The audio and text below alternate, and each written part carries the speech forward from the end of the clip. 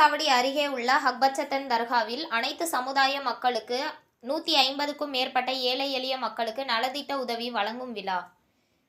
கிருஷ்ணகிரி மாவட்டம் சுங்கசாவடி அருகே உள்ள ஹக்பச்சத்தன் தர்காவில் அனைத்து சமுதாய மக்களுக்கு இன்று 150க்கும் மேற்பட்ட ஏழை எளிய மக்களுக்கு நலத்திட்ட உதவி வழங்கும் விழா.